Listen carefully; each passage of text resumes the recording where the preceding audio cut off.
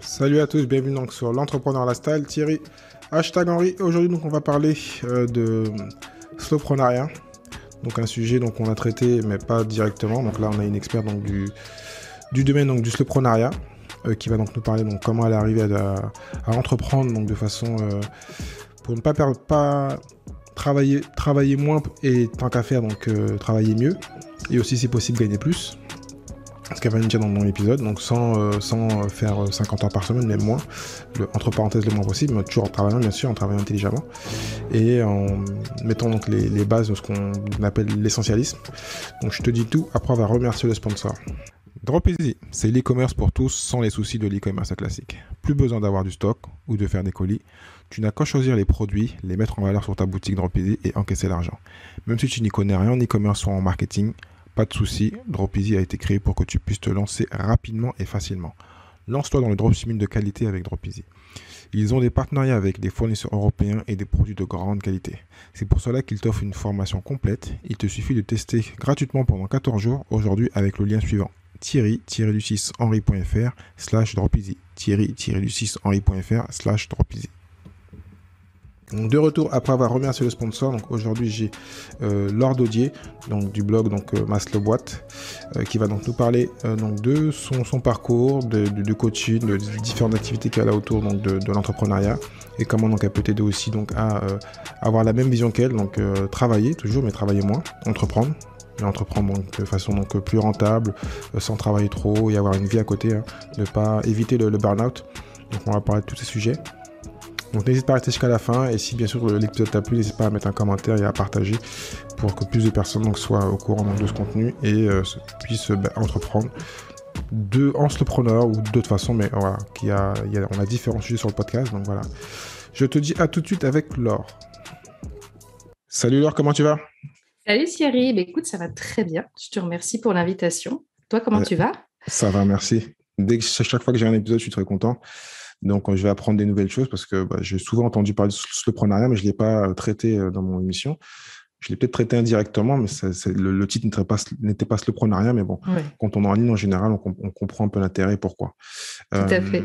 donc, je vais te laisser te présenter et ensuite, on va partir donc, sur l'épisode.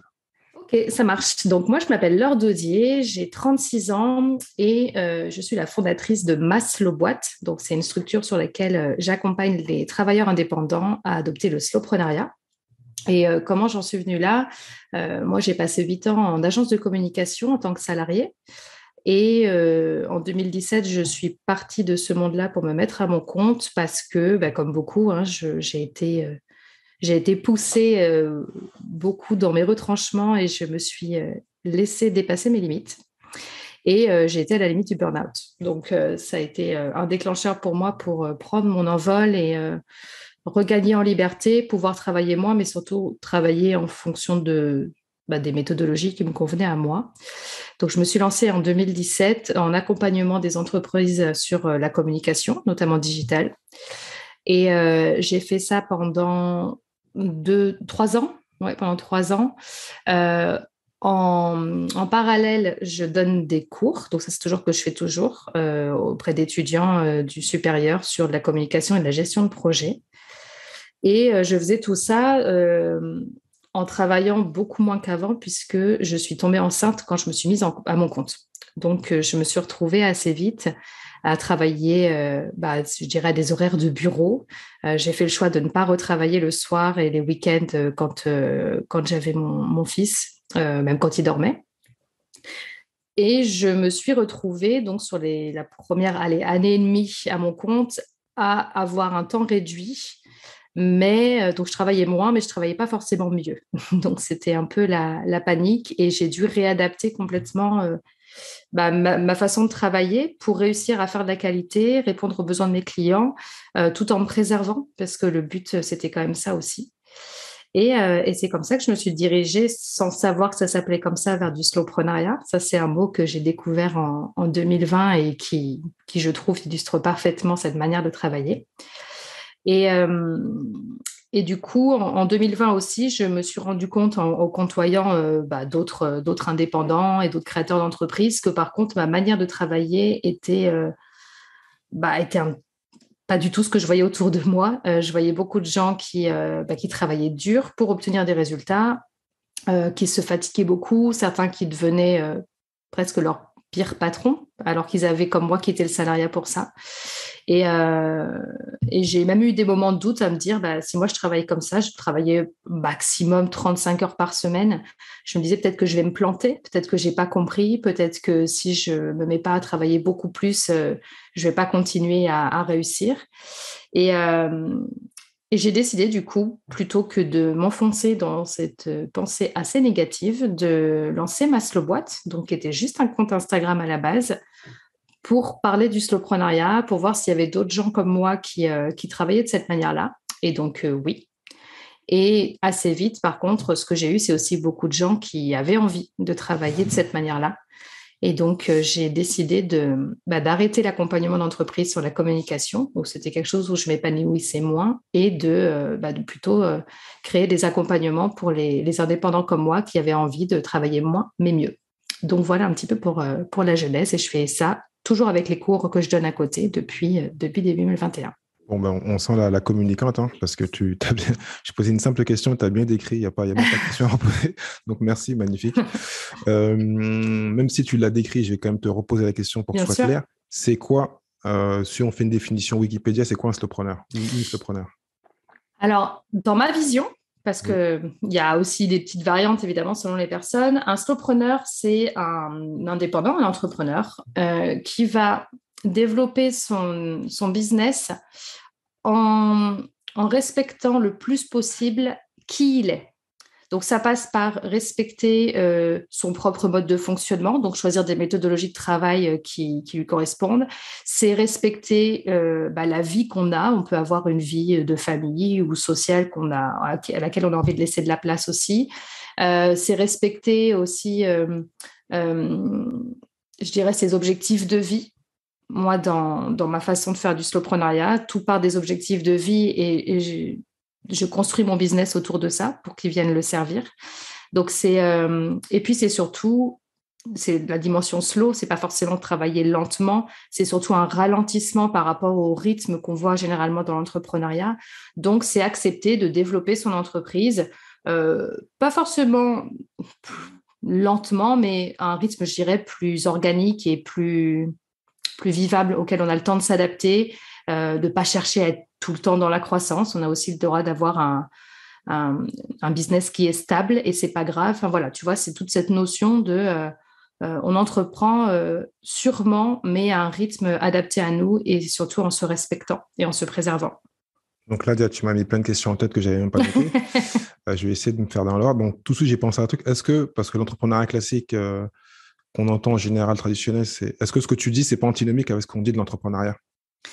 Non, je pense que c'est une sorte alors pas un retour en arrière, mais tu sais, souvent ce qu'on observe quand il y a des grosses évolutions dans un domaine, c'est qu'on va un peu dans un extrême et puis après il y a un rééquilibrage. Moi, je le vois plus comme ça parce que finalement, quand tu regardes le monde de l'entreprise au sens large, ce phénomène d'ultra croissance, d'aller toujours plus vite, plus loin, ce qui est très porté par les startups, c'est quelque chose d'assez récent et c'est un petit peu ce qui va donner la tendance et le ton. C'est-à-dire qu'on a l'impression que c'est comme ça qu'il faut entreprendre aujourd'hui, alors qu'il y a plein d'entreprises depuis très longtemps qui se sont développées une croissance un peu plus, j'appelle ça organique, c'est-à-dire un peu plus naturelle. Donc, En je fin de ne compte, veux c'est pas dire, sans lever de fonds. Et, ouais, sans lever de fonds.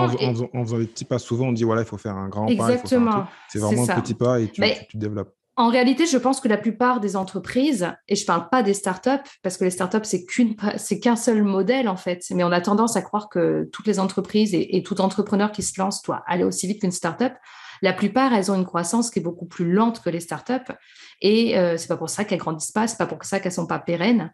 Et quand on se met à son compte, parce que moi, ma cible, c'est vraiment plus les indépendants en priorité qui vont travailler solo, bah quand on est tout seul, évidemment qu'on ne peut pas se développer au même rythme qu'une start-up ou qu'une PME, ou etc. Tu vois.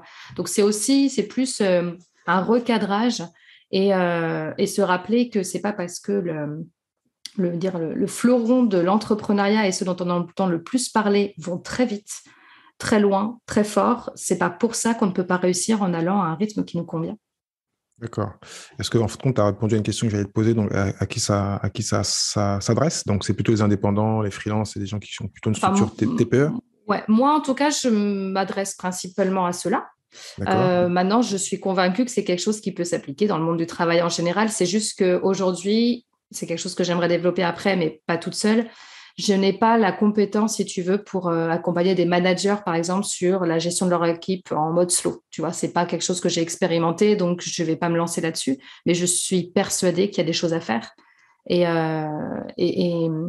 justement, en se respectant plus soi et en comprenant le mode de fonctionnement des autres et en encourageant les autres à travailler selon la manière dans laquelle ils sont le plus à l'aise, je suis sûre que tu as des résultats beaucoup plus probants sans t'épuiser, en fait.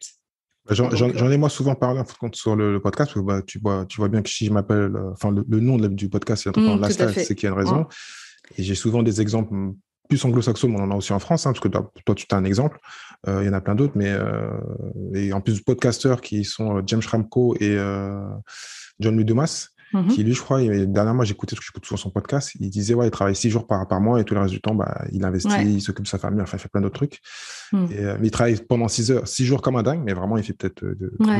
12-15 heures, et ensuite, le reste du temps, il a du temps. Et James Ramco, c'est pareil, je crois qu'il a que des gros clients. Je crois qu'on va en parler Mhm. après, hein, vraiment des bons clients rentables oui, qui l'accompagnent. Comme ça, au moins, il sait qu'il voilà, il est rentable. Il n'est pas comme beaucoup Mhm. d'entrepreneurs à galérer Ouais. à faire des petits boulots. Donc, ça va répondre un peu à la question, parce que eux ont quand même des assistants. Donc, je ne sais pas si toi, tu bosses tout seul ou tu as quand même des freelances qui sont avec toi.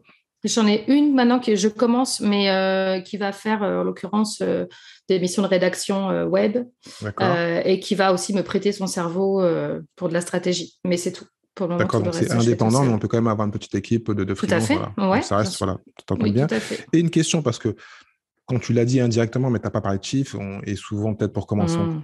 est-ce que donc il faut être plutôt un esprit minimaliste, pas se dire que le but c'est de gagner des millions, mais c'est vraiment de se dire pour bien entamer peut-être son côté slowpreneuriat, avoir une somme précise, et voilà, le but c'est pas de faire des profits à profusion, et juste donc de quoi vivre, on va dire. Alors, en fait, ça, c'est une idée qui est très, très ancrée. Et souvent, le slowpreneuriat, c'est associé à l'idée de, bah, faut que j'accepte que je vais pas gagner beaucoup. Et je suis pas d'accord avec ça. Ça En tombe bien parce fait, que, excuse-moi de te couper, les deux exemples que j'ai cités avant, bon, après c'est anglo-saxon, mais comme je t'ai dit, ces deux-là ont une équipe très petite. ouais. Et l'épisode, j'ai écouté cette semaine. Johnny Dumas dit qu'il lui fait 1 million de profit à l'année, Hmm. mais lui et sa femme se payent que 7 000 $, tu vois, c'est rien. Mais bon, Ouais. ils habitent à Porto Rico, donc voilà, ils sont un peu minimalistes. C'est pas par Hmm. rapport au pognon, à l'argent, excuse-moi, mais du pognon. C'est plutôt par rapport à sa façon de vivre. Est-ce qu'il faut avoir au moins, Oui, voilà, est-ce que tu peux te payer 3 voitures, comme l'exemple de l'entrepreneuriat cliché qui a réussi, qui a une grande tout à maison. fait. C'est plutôt par Tout rapport à au mode fait. de vie.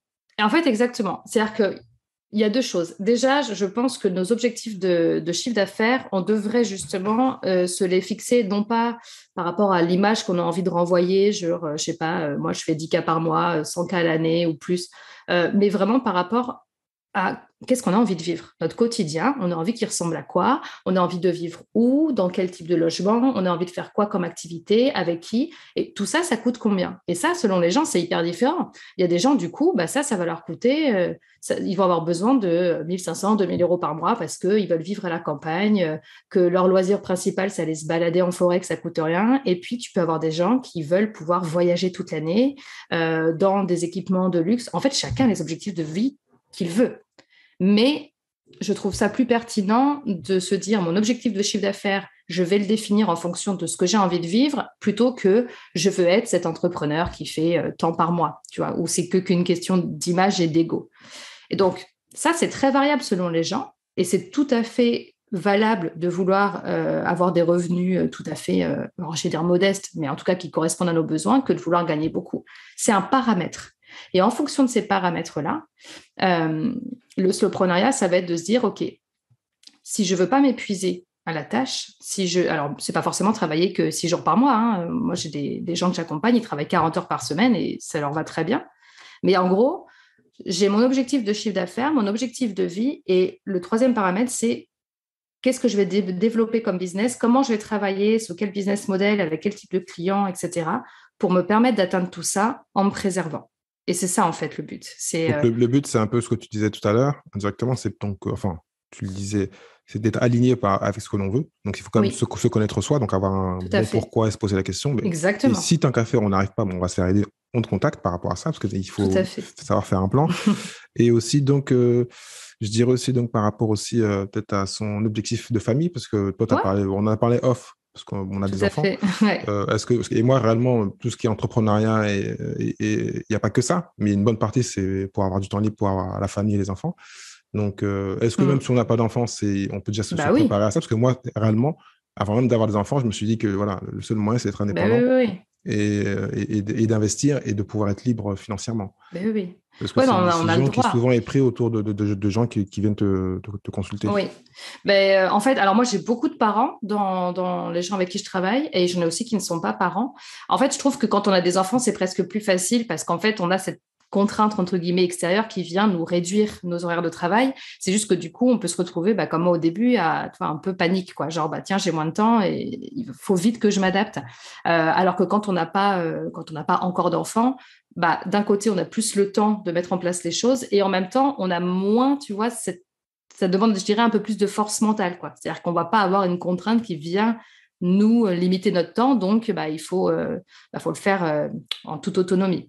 Mais j'ai les deux et évidemment, la vie de famille, ça joue, mais j'ai aussi plein de gens qui veulent juste, alors souvent des gens qui ont fait des burn-out dans le salariat ou dans l'entrepreneuriat et qui n'ont pas forcément d'enfants, mais qui ont compris que s'ils voulaient que leur entreprise elle soit pérenne aussi, s'ils voulaient faire de la qualité, il fallait qu'ils soient durables. Et pour être durable, il faut prendre soin de soi. Et ça commence par pas s'épuiser et faire des choses dans lesquelles on s'amuse aussi, quoi, Bon, dans maintenant la que tu as façon mis de l'eau à la travailler. bouche à tous les entrepreneurs qui écoutent ou ceux qui veulent devenir entrepreneurs, comment on devient slowpreneur? Par quoi tu commences? Quelles sont les étapes pour arriver à ce niveau-là? Alors pour moi, la première étape, tu en as parlé, c'est de bien se connaître. Quand je dis bien se connaître, parce que c'est une notion qui peut être un peu floue, ça va être de vraiment se questionner sur c'est quoi, moi, mon mode de fonctionnement. Je te donne un exemple tout bête. Sur l'organisation, parce que souvent l'organisation, c'est le truc qu'on pointe quand il s'agit de gérer son temps. Il y a des gens qui sont ultra structurés. Tu regardes leur agenda Google, tout est calé. Il y a plein de couleurs partout. Tous les blocs, même les blocs pour des trucs perso, sont calés. Ils vont faire du batching, etc. Et c'est ça qui les aide. Moi, tu regardes mon agenda, j'ai que mes rendez-vous qui sont notés. Rien d'autre. Je fais plus de to-do list. Pourquoi je fais ça? Parce que pendant des années, je me suis calquée sur tout noter, etc., ce qui correspond à un certain tempérament. Et en fait, ça me générait énormément de stress. Déjà parce que quand je vois mon agenda plein, moi, ça me stresse. Je me sens enfermée. Là où il y a des gens que ça rassure, mais moi, ça me fait me sentir comme ça. Et puis, en fait, j'ai trop besoin dans mon mode de fonctionnement de faire en fonction tu vois, j'ai plus des objectifs de tâches à la semaine et après, je vais les agencer en fonction de comment je me sens sur le moment, si tu veux. Et donc, d'avoir quelque chose de cadré comme ça, moi, vraiment, ça m'angoissait parce que j'arrivais jamais à le respecter. Donc, quand je dis il faut bien se connaître, c'est aussi sur ce genre de choses. C'est-à-dire, c'est pas seulement connaître son pourquoi. Ça, c'est un truc hyper important. Et d'ailleurs, c'est la première chose sur laquelle je fais travailler les gens dans mes accompagnements. Mais c'est aussi c'est quoi mon mode de fonctionnement? Est-ce que je suis quelqu'un d'ultra structuré ou est-ce qu'au contraire, j'ai besoin de beaucoup de souplesse? Est-ce que je suis quelqu'un qui a besoin du contact des gens et des autres et de sociabiliser pour m'épanouir ou est-ce que c'est quelque chose qui va me drainer mon énergie? Indépendamment du fait qu'on apprécie de le faire ou pas, hein, mais est-ce que je suis fatiguée après avoir fait un rendez-vous client parce que j'ai dû sociabiliser ou est-ce que je suis plein d'énergie? Tu vois, c'est des questions comme ça à se poser pour aussi aller adapter ou créer son business model selon où on en est dans son entrepreneuriat en fonction de qui on est. Et ça déjà, si tu arrives à créer ton business en fonction de ça, tu gagnes énormément en sérénité et tu gagnes aussi beaucoup en temps parce que en fait, on perd un temps dingue à essayer de rentrer dans des méthodologies et des moules qui ne correspondent pas. Ça, c'est une perte d'énergie et de temps qui est énorme. Tout à fait. Donc, après le pourquoi se connaître, comment t'avances après? Après, pour moi, il faut donc bien définir son cadre. Donc justement, c'est quoi mes objectifs de vie? Je veux gagner combien? Quelles sont mes limites? C'est quoi les limites que j'ai pas envie de dépasser? Tu vois, vraiment poser les bases, le cadre, à partir desquels tu vas travailler l'optimisation ou la construction de ton business. Après, tu as ton cœur de métier. Alors moi, je ne vais pas forcément toucher au cœur de métier parce qu'après, chacun sait le faire. Et puis, quand tu as compris le principe du slowpreneuriat, et moi, je travaille avec la philosophie de l'essentialisme, tu peux l'adapter assez facilement. Moi, ce que je vais travailler avec les entrepreneurs, c'est beaucoup comment tu vas développer ta partie commerciale et communication en mode slow. Donc là, c'est pareil, en fait. C'est quoi le mode de communication qui, moi, me convient, me ressemble et ne me prend pas 1000 ans. Comment est-ce que j'arrive à parler de mes produits, de mes offres d'une manière qui me correspond, avec laquelle je suis à l'aise? Comment je vends en étant à l'aise, même si j'aime pas vendre, parce que c'est vrai que j'ai beaucoup de ce genre de profil dans mes clients.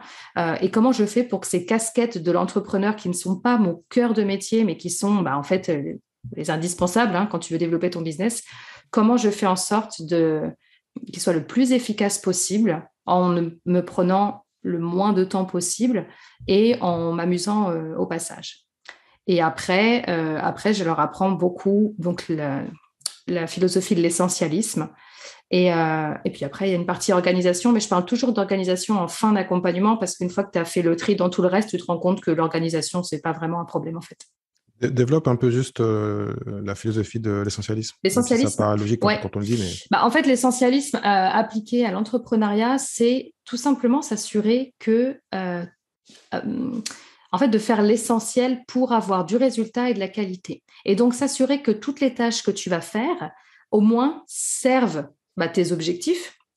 Et surtout, essayer d'optimiser ces tâches-là pour qu'elles soient toujours les plus efficaces possibles. Donc, c'est un peu la loi de Pareto et les 20-80. C'est la loi de Pareto, exactement. D'accord. C'est exactement parce qu'il y a plein d'entrepreneurs, malheureusement, surtout des débutants entre parenthèses, qui se font des bullshit, qui créent un site internet, qui font une carte de visite, et en fin de compte, c'est pas ce qui va rendre exactement. Et comme tu l'as dit, il faut faire marketer, vendre, et donner de la valeur à son audience. Voilà. C'est ça. À son audience ou à ses coachés. Mais il y a beaucoup de gens qui se lancent et qui justement s'éparpillent dans tous les sens, mais parce qu'il y a aussi beaucoup de discours qui les encouragent à ça. Quand tu te lances dans l'entrepreneuriat et que tu écoutes beaucoup de discours, c'est il faut absolument bombarder de communication, etc. Donc là, tu as des gens qui remplissent en fait leur emploi du temps avec ce genre d'action. Alors, certes, ça leur permet de trouver des clients, sauf que quand les clients arrivent après, ils n'ont plus de temps pour faire tout, quoi. Tu vois, et donc, moi, je vais plutôt les encourager parce que j'en ai aussi qui démarrent et qui commencent directement avec mes accompagnements. Et j'ai quand nous encourage à, malgré tout, garder un temps sur lequel ils vont faire de la vente et de la communication qui va pouvoir s'intégrer dans leur emploi du temps une fois qu'ils auront des clients. D'accord. Donc, tu vois, chercher à être travailler plus intelligemment et pas plus, en fait. Est-ce que donc dans ta façon de travailler, tu mets en place, parce que tu as parlé un peu de freelancing, d'assistant, est-ce que tu mets en place aussi un peu de l'automatisation? Parce que comme on est dans un domaine actuellement, on peut vraiment faire beaucoup de choses si on sait qu'on connaît Zapier et tout ça, ou d'autres plus simples. Est-ce que il faut automatiquement, pour être plus serein, apprendre l'automatisation ou se faire aider en automatisant le maximum de choses? Je dirais que ça dépend de deux choses, ton aisance avec ce genre d'outils. Oui. Et le type de business que tu fais. Parce que, tu vois, c'est pareil, le slowpreneuriat, on a l'impression, et souvent c'est présenté comme ça ne fonctionne que si tu as un business model avec des formations en ligne ou des choses comme ça, alors que moi, pour le coup, la plupart de mes clients, c'est des freelances qui font de la prestation de services. Donc, du coup, les besoins en automatisation ne sont pas forcément les mêmes, tu vois, selon ce que tu fais. Et surtout, il faut être à l'aise avec, parce que si tu dois passer... Donc, ou alors éventuellement se faire accompagner, mais en gros, si tu dois passer, je ne sais pas, 3 heures à mettre en place une automatisation qui va te faire gagner 3 minutes par semaine avant de rentabiliser, entre guillemets, en termes de temps, le truc. Voilà, donc c'est pour moi la question à se poser, c'est ça. Par contre, si c'est pertinent dans ton business et que tu es à l'aise avec ces outils-là, parce que l'air de rien, il faut quand même être très à l'aise avec les outils informatiques et ce genre d'outils, c'est pas si simple pour tout le monde. Oui, moi j'en fais pas pour tout. Et tu vois, quand j'en fais, je me pose vraiment cette question. Ça va me mettre combien de temps à mettre en place? Combien de temps ça va me faire gagner? Et au bout de combien de temps je vais rentabiliser ça, non pas en termes d'argent, mais en termes de temps gagné. D'accord. Donc toujours le temps gagné. Ouais. Question, donc là tu m'as parlé de 2 points, mais j'ai en tête là, et je vais revenir sur un podcasteur que je t'ai parlé, un podcasteur australien, James Ramco. Est-ce que par rapport à ce que tu dis et par rapport à ton modèle, tu m'as dit il y a beaucoup de freelance, est-ce qu'il faut aussi automatiquement, après avoir commencé et se sentir un peu à l'aise, se dire qu'il faut automatiquement pour être à l'aise, être tranquille et travailler moins, il faut automatiquement vendre cher, du haut de gamme, être un expert. Parce que donc, là, on en a parlé un petit peu, mais si on travaille moins, automatiquement, il faut pouvoir marger, faire des profits. Ouais. Donc là, il faut... comment tu te positionnes par rapport à ça? Je pense pas qu'on vend des produits à 10 euros en 20 heures. Ça ne marchera pas. Donc, comment tu fais? En fait, ça peut être une solution, mais pas seulement. En fait, ça dépend aussi encore une fois, de quelle est ton activité et de ce que tu as envie de faire. C'est vrai que ces modèles-là sont, tu vois, d'augmenter ses tarifs et d'aller vers du haut de gamme, c'est une des solutions que tu peux avoir pour, en tout cas, ne pas travailler plus et gagner plus. Mais je te donne un autre exemple. Quand je faisais de l'accompagnement pour les entreprises, j'ai eu un petit switch intermédiaire avant de passer de l'accompagnement de projet à arrêter. Pendant une période, je faisais plutôt des formations. Parce que, en fait, moi, ce qui m'intéressait, c'était la transmission de compétences. Et en fait, je faisais des formations qui pouvaient être sur une entreprise, tu vois, la demi-journée ou la journée, ou alors j'en faisais où ils étaient 3-4 entreprises. Et du coup, qui payaient chacune le même tarif. Donc, en fait, moi, ça me prenait le même temps. Elles, ça leur coûtait le même prix. C'est juste que j'en avais 3-4 en même temps. Mais mes tarifs n'avaient pas augmenté en soi. C'est juste que j'étais sur un modèle où je pouvais avoir plus de clients. Ça peut être aussi... tu vois, c'est vraiment sur l'optimisation du business model. Ça peut être de proposer des prestations complémentaires qui ne prennent pas beaucoup plus de temps. Ça peut être plein de choses. Par contre, si on veut augmenter ses prix, ça, c'est une certitude. Pour moi, ça s'accompagne à apporter plus de valeur. C'est-à-dire ne pas compter juste sur si les gens payent plus cher, ils vont plus s'investir, ils vont avoir plus de résultats. Ça, c'est un discours avec lequel j'ai un peu de mal. Pour moi, c'est oui, si tu veux faire du haut de gamme, il n'y a pas de souci, mais il faut proposer une prestation haut de gamme. Et si tu as besoin de te former pour ça et monter en compétences, faut le compter dans ton plan, en fait, pour ton plan d'action, en fait, pour travailler moins. Donc, par rapport à ce que tu dis, pour mixer un peu ce que tu dis avec ce que je dis, donc soit on devient un expert et on devient meilleur et on grandit donc, comme un avocat qui devient au début un lambda qui devient un expert, automatiquement on sait qu'il faut le payer plus cher. Donc là, il faut avoir cet esprit-là. Ou sinon, ce qui est très malin, on revient toujours à optimiser son temps. Quand tu as 1 heure, au lieu d'avoir un client, tu en as plusieurs, ou plusieurs personnes qui te payent, quoi. Il faut toujours donc, être assez futé par rapport à ça et automatiser son temps horaire, son cours horaire avec plus de clients ou des clients plus chers. En fait, c'est ça. Ça fait partie des solutions, mais après, tu vois, tu as plein de... Moi, je travaille justement sur la question du business model en particulier, et c'est génial parce que les gens, quand tu les fais un peu réfléchir sur, tiens, tu prends ton activité, voilà un peu toutes les possibilités de formats qui existent, essaye de voir avec ton activité à quoi ça pourrait ressembler. En fait, tu as plein d'idées qui fusent. Et oui, bien sûr que le but, c'est de rester rentable. Ça, c'est quelque chose qui est hyper important. Tu as aussi des gens, et moi, c'est ce que je fais, qui ont un écosystème d'offres, dont certaines qui vont être ultra accessibles, à la fois pour ceux qui veulent un petit peu tester sans trop s'investir, mais aussi pour ceux qui ont peu de moyens au départ et qui veulent commencer. Et puis, tu as des offres qui sont beaucoup plus haut de gamme. Alors, évidemment que la prestation n'est pas la même, mais ça permet aussi, tu vois, un client qui au départ va rentrer, qui ne va pas rapporter beaucoup de chiffre d'affaires parce qu'il va prendre la plus petite offre, mais c'est peut-être quelqu'un qui, quelques mois après, va prendre ta plus grosse offre et que tu n'aurais jamais eu autrement. Donc, c'est le tunnel de vente classique de l'entrepreneur. Il y a un petit produit pas cher pour... Et la personne, comme il m'est arrivé dernièrement, j'ai mis 1 an pour prendre une formation que je voulais prendre. J'ai hésité. Puis là, je l'ai pris, j'ai lâché un peu 1000 euros et je l'ai prise. J'ai attendu. Elle était dans le coin de ma tête. Et puis, voilà. Mais sauf que, tu vois, ce modèle-là que tu vois sur les formations en ligne, ça se voit aussi sur de la prestation de service ou sur du produit. Parce que finalement, fidéliser quelqu'un, ça prend beaucoup moins d'énergie et de temps que de recruter un nouveau client. Donc, quelqu'un que tu arrives à avoir sur un produit d'appel, sur une offre d'appel, tu vas gagner du temps après pour en faire un client qui va s'investir plus. Et ça donc, aussi, c'est des moyens de gagner du temps. Là, donc, pour aller un peu dans cet esprit-là, parce que ça reste aussi une règle de base de l'entrepreneuriat, on dit qu'il faut apprendre à dire non et à refuser. Dans ces cas-là, c'est pareil aussi, parce que donc, tu ne peux pas travailler avec tout le monde. Si à un moment, tu deviens, ça marche très bien, il faut donc choisir ses clients et choisir donc, qui travailler. Oui. Est-ce que donc tu conseilles plutôt donc d'avoir des clients récurrents, un business model plutôt où on a du récurrent, que juste à chaque fois, comme tu dis, aller chercher un client que ça coûte plus cher? Là, je vais beaucoup répondre, ça dépend. parce qu'en fait, j'essaye.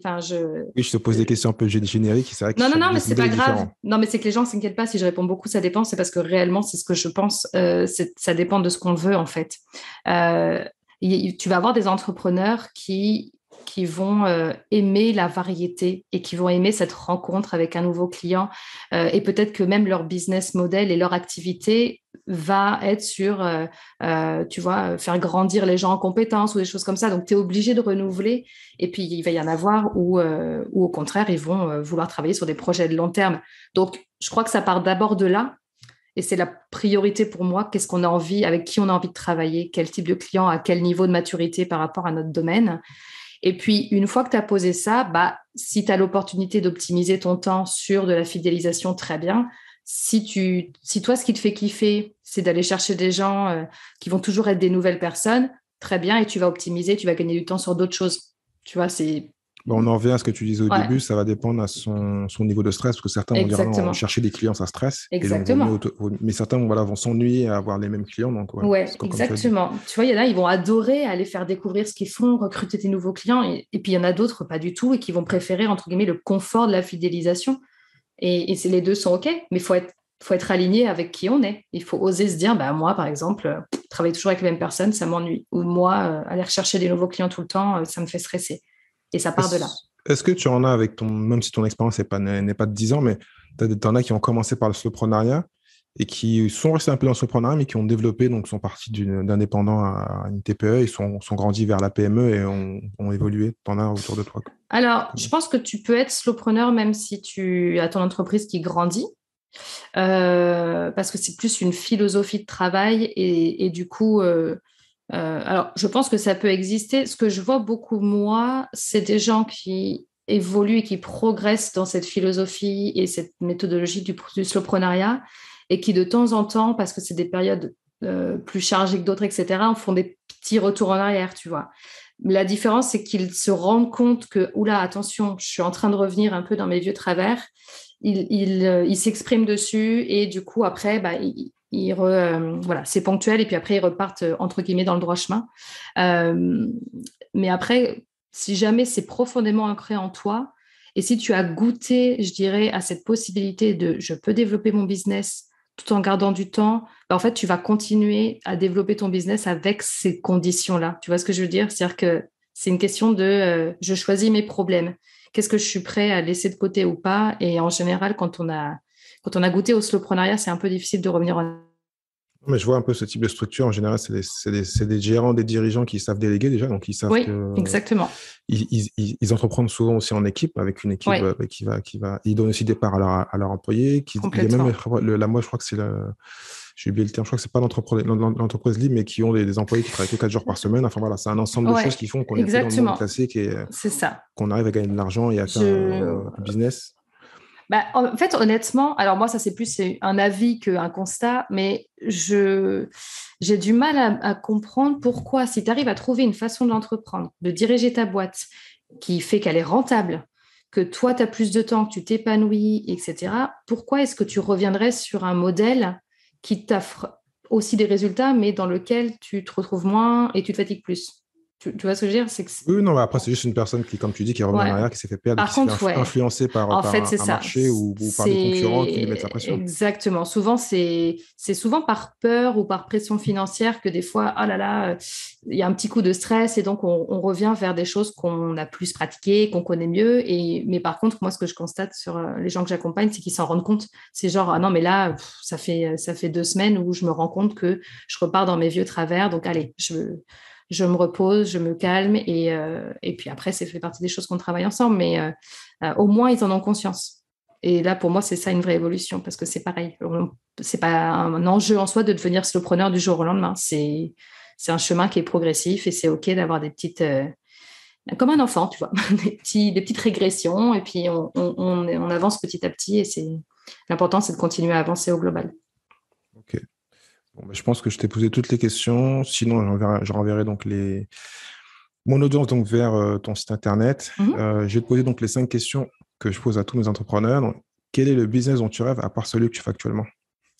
Ah, ben ça, j'ai la question parce qu'en fait, je commence en septembre une formation de doula, donc d'accompagnement autour de la féminité. Oui. Et ça, c'est un business qui me fait rêver, qui n'a rien à voir avec l'entrepreneuriat, mais qui fait partie des combats que j'ai envie de mener, on C'est dirait. Doula, t'as dit? Doula, ouais. J'avais Une déjà doula, entendu, ouais. c'est une accompagnatrice à la périnatalité ou on dirait je dirais aux étapes de la vie d'une femme autour de la féminité. Et Il vient d'où le mot? Parce que j'ai l'impression que je l'ai déjà entendu. je ne saurais pas te Parce que je dire. pensais que c'était un truc africain, c'est pour ça, mais j'ai un C'est doute. possible, Peut-être que je dis c'est une bêtise. possible. Non, non, c'est D'accord, ok. possible. C'est tout à fait possible. Et moi, Et donc, tu vas repartir avec ton activité et une troisième, enfin une deuxième, et donc tu vas ouais. partir avec 50 heures par semaine, alors. Non, du tout. Parce que le but, c'est que ça remplace à terme les cours que je donne. Les D'accord, cours ok. que je donne actuellement. Et là, je me forme cette année et le but, c'est de switcher. Et j'ai envie, pour le moment, dans ma pratique de ce métier-là, d'être vraiment sur une mission d'information aussi. Donc, je ne sais pas D'accord. encore quel va être ce business-là, mais en tout cas, ça me motive beaucoup et c'est ça mon prochain objectif. Eh ben, ça me donne une occasion de te réinviter dans quelques années, voir où tu en Voilà. es. Quelle est ta meilleure expérience en tant qu'entrepreneur ou investisseur? Ma meilleure expérience en tant qu'entrepreneur, eh bien, écoute, moi, ma grande satisfaction, et ça date de pas plus tard qu'hier, ça tombe bien, je me suis rendu compte que j'ai atteint hier le même chiffre d'affaires qu'en 2021, alors qu'on D'accord. est juste en juillet, que je suis partie en congé maternité 3 mois et demi sur ce début d'année et que j'ai jamais aussi peu travaillé de ma vie. Et je dis pas ça pour, entre guillemets, me la péter, mais parce que un de mes combats au quotidien en parlant de slowpreneuriat, c'est de dire que non, il n'y a pas forcément une corrélation entre travailler moins et gagner moins. Et ça me fait plaisir de pouvoir dire, bah non, la preuve, c'est possible, puisque moi, aujourd'hui, je dirais que moins je travaille et plus je gagne. C'est parce que c'est du travail, évidemment, en fond, mais c'est une grande satisfaction de pouvoir montrer que c'est possible. Et qu'est-ce qui avait changé entre 2020 et 2021? Mais la façon dont je travaille, en fait, j'optimise tout le temps, quoi. D'accord, ouais. Tu vois, je continue d'optimiser, de m'assurer que mes tâches, c'est vraiment les plus efficaces par rapport à l'atteinte de mes objectifs. Et je travaille pas beaucoup, mais quand je travaille, par contre, j'essaie de travailler le plus intelligemment et le plus efficacement possible. Et c'est à cette condition que j'ai beaucoup de temps. Ok. Quel est pour toi le meilleur levier pour devenir entrepreneur? Le goût du risque. Le goût du risque. Le goût du risque, ouais. Je crois qu'il faut oser et il faut quand même avoir ce goût-là des fois, on ne sait pas.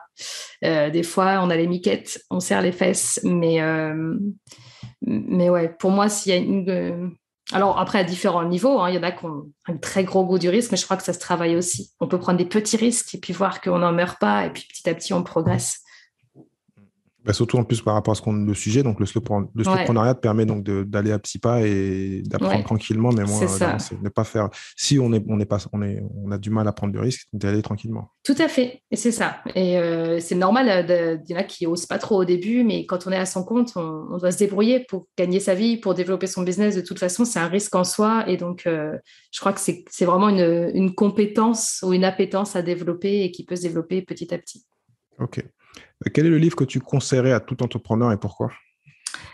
Ah bah alors, ça va être facile. Le livre Essentialisme alors attends, j'arrive jamais à prononcer son nom. McKeown ou je sais plus quoi. Mais c'est un livre sur l'essentialisme qui est traduit en français et qui résume parfaitement. Et là, c'est dans le monde du travail, donc c'est pas forcément que dans l'entrepreneuriat. Et c'est un peu ma Bible, quoi. C'est de Greg McKeown.